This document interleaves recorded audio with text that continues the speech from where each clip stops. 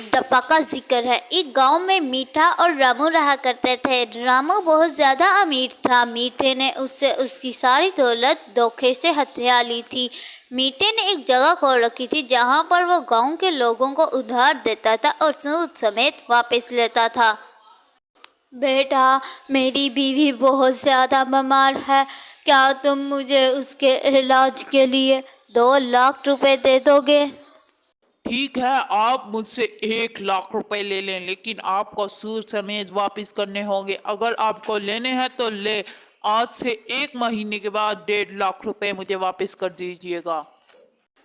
मगर बेटा, अच्छा ठीक है, आज से 1 महीने के बाद मैं तुम्हें तुम्हारे 1.5 लाख रुपए दे दूंगा।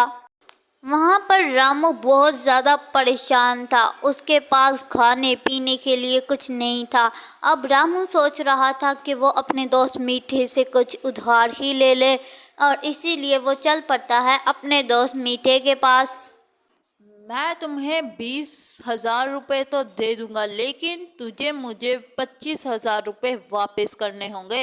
मीठा उससे पैसे लेकर जा रहा होता है, तभी रास्ते में वो ऐसे बड़बड़ाता चल रहा होता है और रो रहा होता है। तभी रास्ते में उसको एक अंडा मिलता है। वो उस अंडे को जाकर अपने पास रख लेता है।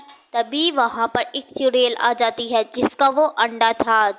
चुड़ैल उसकी बात सुनकर बहुत ज़्यादा उदास हो जाती है और उसे कहती है कि ये अंडा रख लो, ये उसकी ख्वाहिश पूरी करेगा, लेकिन तब तक जब तक इसमें से कोई बच्चा ना निकले। ये कहकर वो चुड़ैल गायब हो जाती है और रामू सोचने लगता है, क्या ये मेरी ख्वाहिश पूरी करेगा? सबसे पहले मैं इससे पैसे मांगता हूँ और उस मीठे के मुंह पर मार के आता हूँ।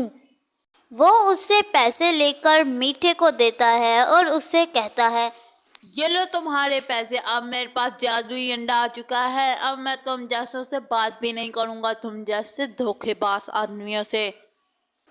रात के वक़्त मीठा रामू के घर से वो अंडा चुरा लेता है और उस अंडे के अंदर से एक चुड़ैल का बच्चा निकल आता है। तो वो चुड़ैल का बच्चा मीठे को उस अंडे में कैद कर देता है और हंसते हुए अपनी माँ के पास वापस चल जाता है।